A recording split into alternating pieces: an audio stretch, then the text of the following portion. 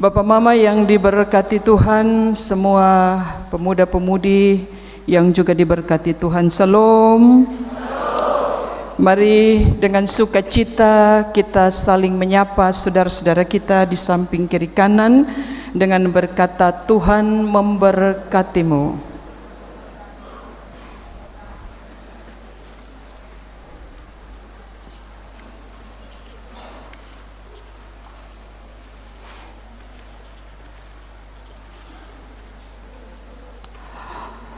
Pemerintah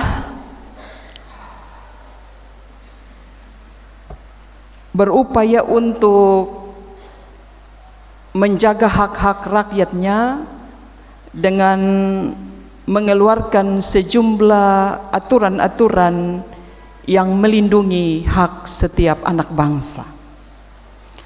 Salah satunya adalah tentang undang-undang pencemaran nama baik.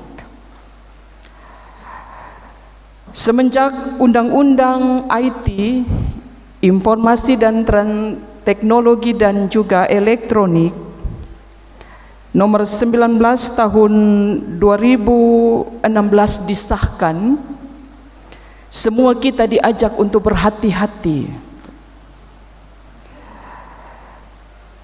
Kita diajak untuk berhati-hati menyampaikan sebuah informasi tentang seseorang, tentang satu kelompok yang berkaitan dengan ras, bahkan juga tentang kelompok-kelompok yang berkaitan tentang golongan, bahkan menyentuh soal agama.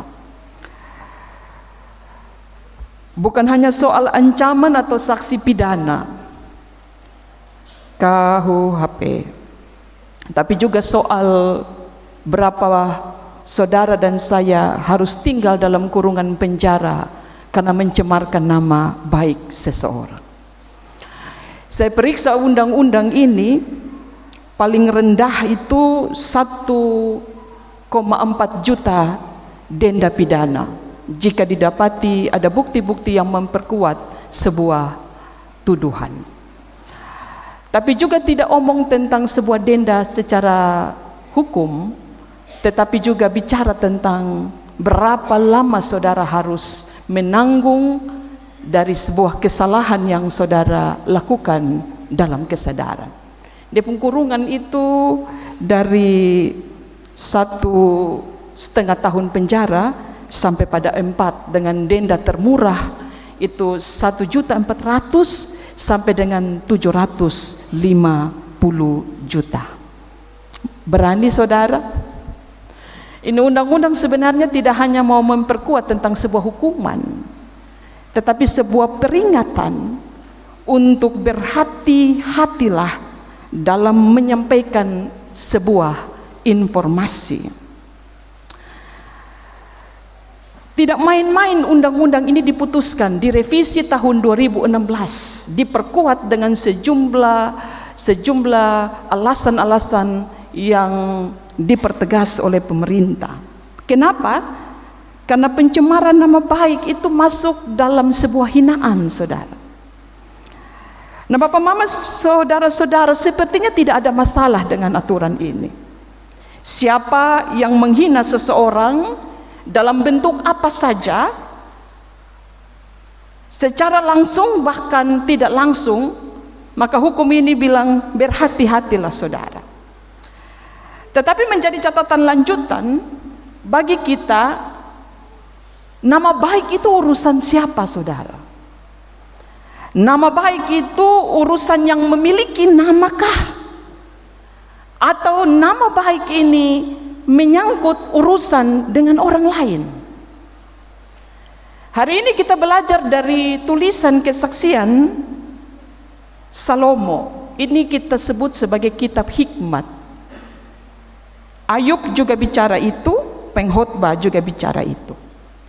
Tapi bedanya dengan dua kitab ini, Amsal itu lebih pada pengajaran praktis dan petunjuk praktis.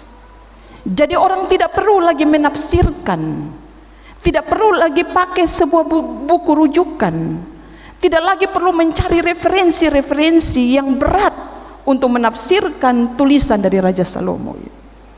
karena pengajarannya sangat mudah untuk dipahami dengan petunjuk-petunjuk konkret. Tujuannya apa, saudara?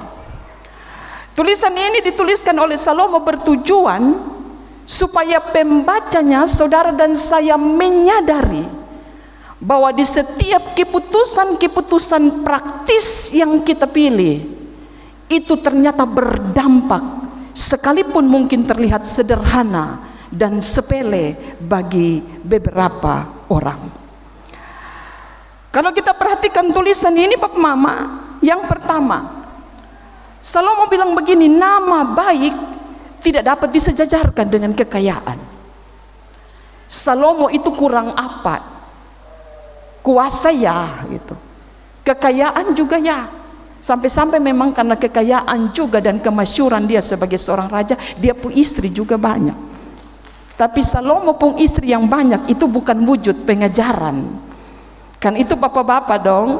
Jangan kemudian Salomo buat seperti ini 1000 gundik lalu papa bilang mari kita lakukan. Salomo sudah melakukan. Ini bukan pengajaran. Karena itu Bapak Mama, di dalam kitab ini mau mengatakan kepada kita, bagi kekayaan Salomo itu penting, saudara. Saya pikir kalau kita hanya hidup dalam rumah tangga lalu kemudian kita bilang baku sayang tapi kita tidak makan, itu justru soal gitu. Kita lalu kemudian berkata yang penting kita jaga kita punya anak, tapi kalau tidak ada uang untuk membiayai makan minum mereka, maka saudara tidak bisa lagi menyambung hidup. Karena itu Salomo bilang kekayaan itu penting. Tapi di dalam kesadarannya, di dalam kemasyhuran, bahkan di dalam semua yang dia miliki dalam kaitan dengan kuasa dan harta, dia bilang kekayaan itu akan menjadi soal kalau kekayaan itu dijadikan tujuan dalam hidup.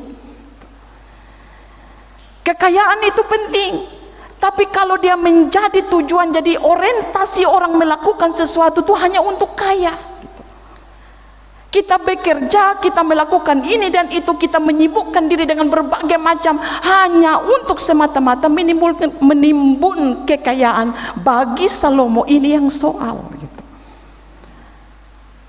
Apalagi kalau karena kekayaan orang juga bisa jatuh dan terantuk.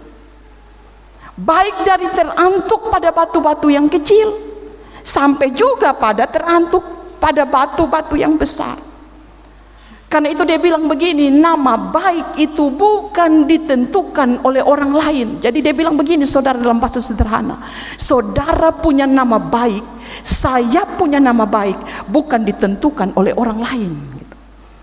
Tapi nama baik saudara dan nama baik saya itu ditentukan oleh setiap tindakan-tindakan yang saudara ambil dan saudara pilih di dalam kesadaran. Karena itu bicara tentang nama baik adalah berarti kita bicara tentang bagaimana saudara hidup gitu. Bicara tentang nama baik bukan berarti bahwa nama baik, nama yang dilekatkan pada diri saudara itu maknanya sungguh indah dan enak didengar, tidak, saudara.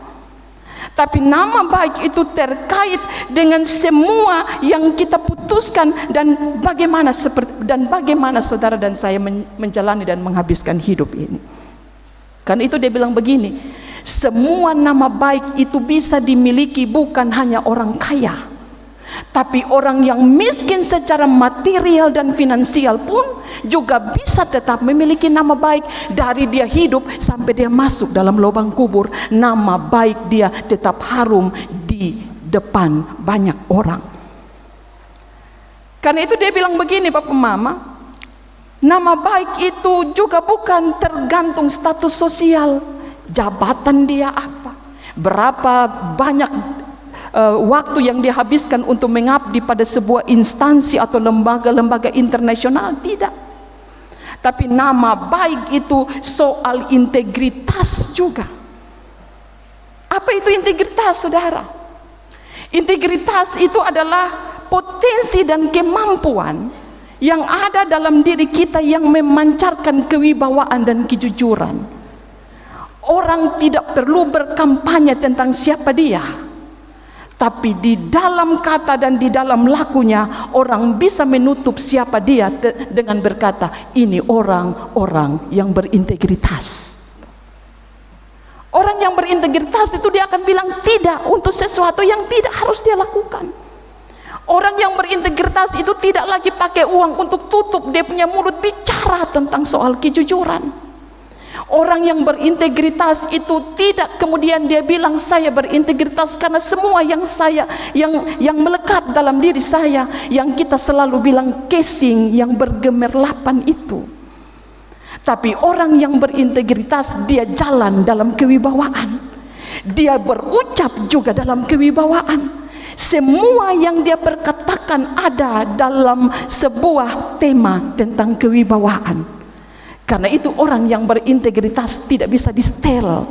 Dan kemudian orang yang berintegritas tidak bisa lagi menyetel sesuatu hanya untuk menyelamatkan kepentingan dirinya dan keluarga.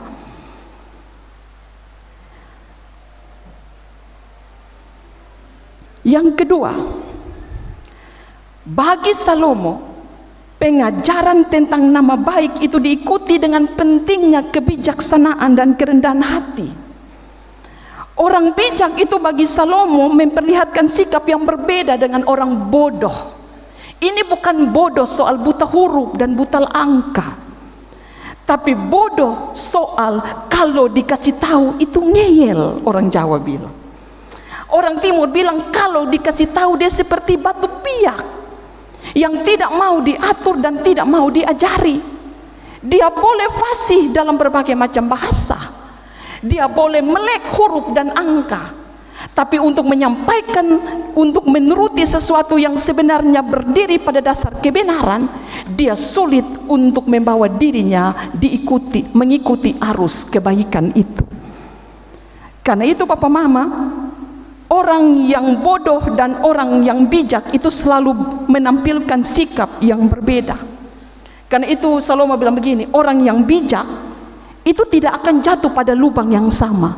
Kalaupun dia pernah jatuh, kemudian dia dibuat berdiri oleh Tuhan, Tuhan lalu kemudian mengatur dan dia mengambil keputusan, saya tidak boleh jatuh pada tempat yang sama.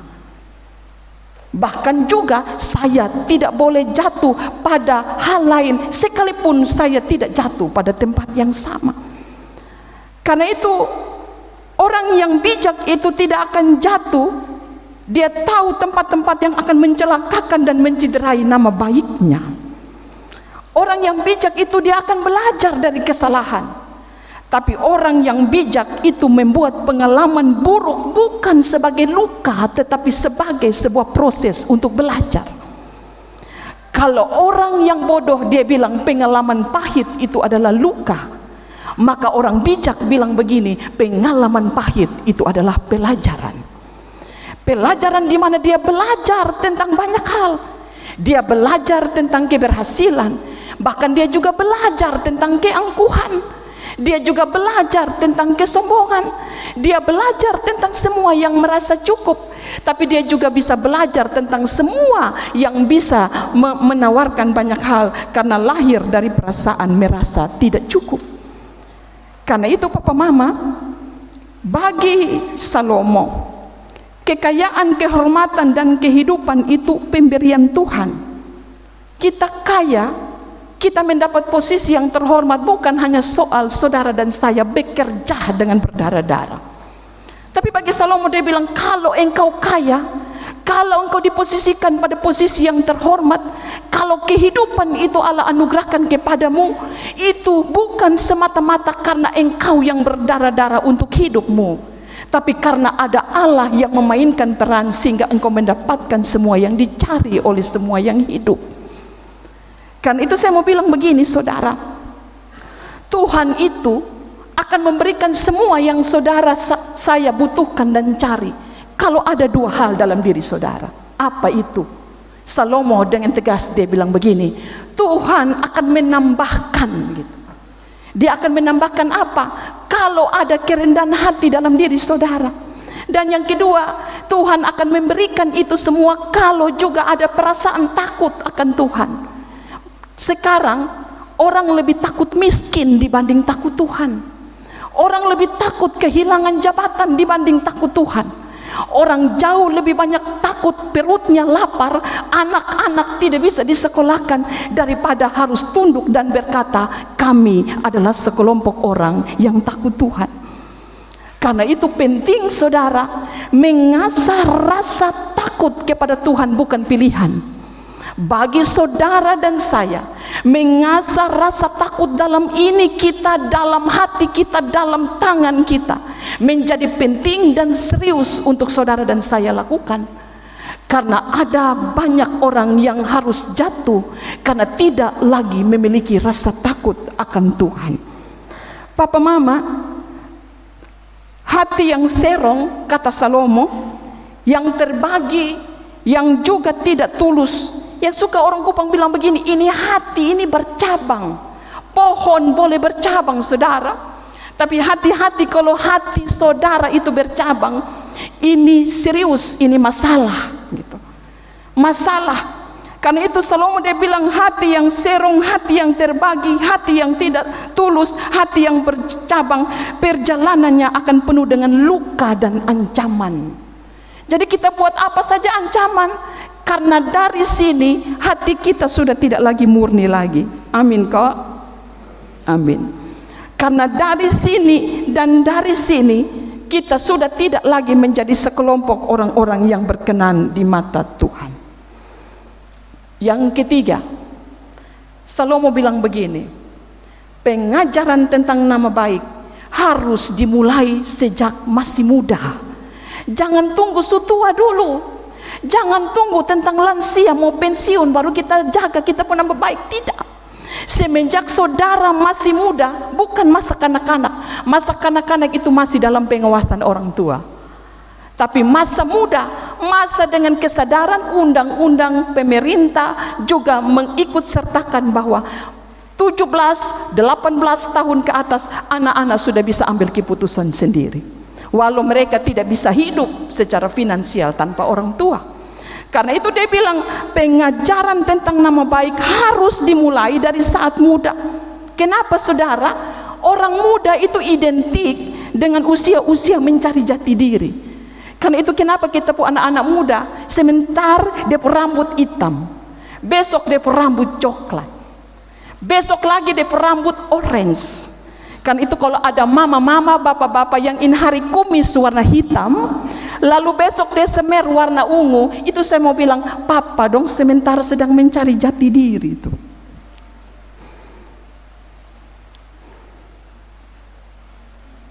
Anak muda itu identik dengan mencari jati diri. Tetapi Salomo bilang upaya pencarian jati diri tidak boleh kemudian menciderai sebuah nama baik. Nama baik lebih berharga dari kekayaan yang besar. Karena itu dia bilang menjaga langkah itu penting supaya jangan terkena duri dan perangkap. Sudah harus dimulai dari masa muda. Masa muda usia berapa kita bisa bertanya? Masa muda di usia 16 menuju 17 tahun. Karena itu anak-anak muda, menjaga nama baik itu harus dimulai dari usia kalian sekarang.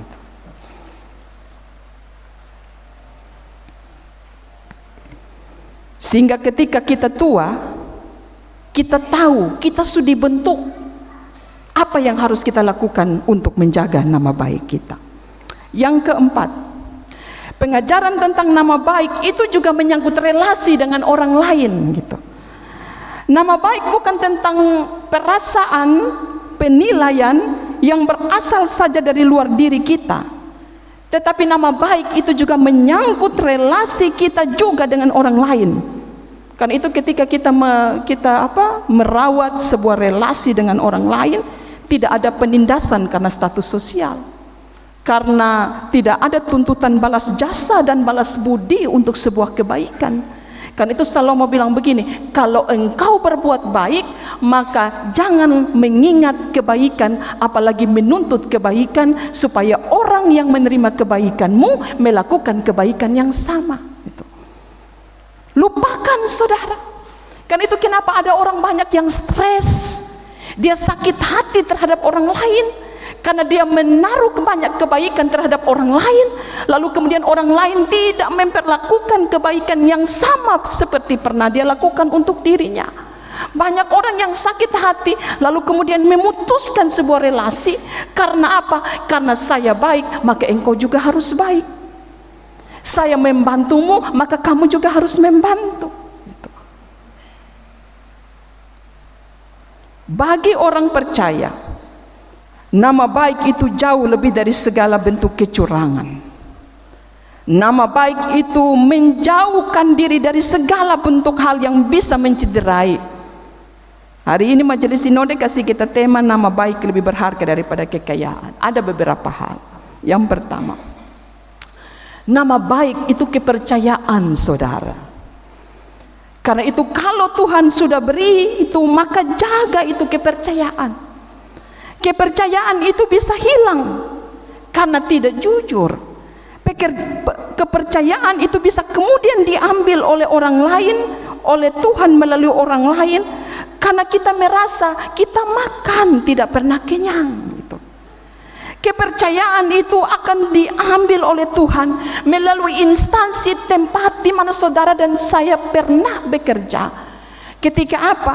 Ketika kita melakukan sesuatu yang seharusnya tidak kita lakukan. Nama baik itu bukan soal saudara pintar atau tidak. Tidak. Nama baik itu bukan soal kecerdasan. Berapa nilai dalam rapot anak-anak kita. Tapi nama baik itu soal kemampuan diri untuk menjaga nilai dalam dirinya. Karena itu kalau supaya kita pun nama baik tetap ada, pegang itu kepercayaan. Kepercayaan itu orang selalu bilang begini, kepercayaan itu aset yang tidak dapat saudara beli. Tanah itu aset. Saudara punya uang, saudara bisa beli. Rumah itu aset. Saudara punya uang, saudara bisa membangunnya sesuai dengan rumah impian saudara. Tapi kepercayaan adalah aset yang tidak bisa dibeli dengan sejumlah uang. Karena itu jaga dia, jangan mencederai kepercayaan itu. Yang kedua, nama baik itu juga tentang kebaikan orang lain. Karena itu Bapak Mama, kalau orang sudah berbuat baik kepadamu, maka tugas saudara adalah ingatlah tentang segala kebaikan yang Tuhan lakukan melalui orang-orang yang ada di sekitarmu. Supaya pernyataan kacang tidak lupa kulit itu saudara, itu tidak kena mengenah dengan kehidupan kita. Karena itu orang selalu bilang begini, jangan pernah kita lupa kebaikan yang sudah orang lain lakukan. Mungkin dulu kita datang, kita pembagian hanya begitu saja. Bahkan kita datang ini hanya modal nafas. Kita duduk dan kita bilang, Tuhan Bapa tolong saya dulu. Lalu ini Bapak Tua tolong kita, kasih makan kita, beri tumpangan untuk ketong, bahkan memberikan satu tempat kerja yang paling tidak menyambung hidup kita. Lalu kemudian ketika kita sudah ada di atas angin, kita lupa ini orang-orang yang di bawah. Nama baik itu juga menyangkut tentang kebaikan orang lain yang pernah saudara dan saya kecap. Tapi dia pun catatan juga ada. Karena itu kalau saudara berbuat baik, tidak usah berteriak tentang kebaikan yang pernah saudara lakukan untuk orang lain. Tapi biarkan kebaikan itu yang meneriakkan nama saudara di tengah-tengah orang-orang yang saudara jumpai dalam hidup saudara. Sekali lagi saya mau bilang, ketika berbuat baik lupakan, hati-hati supaya saudara tidak berteriak tentang sejumlah kebaikan yang pernah saudara buat untuk orang lain. Biarkan kebaikan itu yang meneriakkan nama saudara di tengah-tengah kehidupan yang saudara jumpai dengan mata dan tangan. Yang keempat, saya mau bilang begini saudara, di era informasi teknologi dan elektronik yang canggih dengan adanya undang-undang IT ini, orang diajak bukan hanya berhati-hati, jaga supaya kita tidak jatuh, karena ada banyak hal yang juga bisa kita alami. Tapi undang-undang ini juga mau bilang, bahkan Salomo mau bilang kepada kita, ketika kita omong tentang nama baik, maka yang perlu kita jaga adalah mulut dan juga jari. Berapa waktu yang saudara habiskan untuk peluk itu handphone? Saudara pergi mana-mana lupa istri, lupa suami, lupa anak, aman. Saudara akan melanjutkan hidup, saudara akan melanjutkan perjalanan. Tapi kalau lupa HP, mati sudah. Kita akan kembali apapun yang terjadi. Karena itu ketika mau supaya nama baikmu terjaga, maka tugas saudara adalah bukan hanya menata sikap, mengambil keputusan-keputusan yang harus sesuai dengan kehendak Tuhan, tapi jaga saudara pemulut. Kadang suami namanya tercemar karena mulut istri. Jabatan suami yang sudah diberi tugas, dia sudah bagus, dia sudah naik dalam level yang aman, dengan dia banyak melakukan semua kebaikan, bisa tercemar karena mulut istri. Karena itu jaga mulut saudara, jaga juga tangan saudara. Sekarang ini kita sangat dekat dengan handphone. Apa saja kita bisa mengakses, untuk apa? Untuk tujuan-tujuan tertentu. Jari kita ini scroll, kita pun handphone itu luar biasa cepat.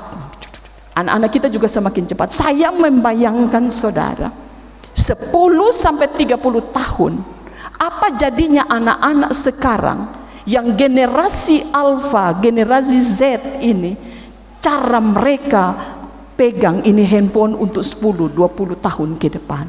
Sekarang saja cepat. Nah, botong masih berkeker begini, masih kok bikin begini lah. Anak-anak sekarang tidak. Saya membayangkan 10-20 tahun untuk generasi alfa sekarang itu bagaimana mereka menjalani hidup dengan handphone ini. Karena itu berhati-hatilah untuk mulut, untuk jari. Memang kita tidak bisa menghindari penilaian orang lain terhadap kita, saudara.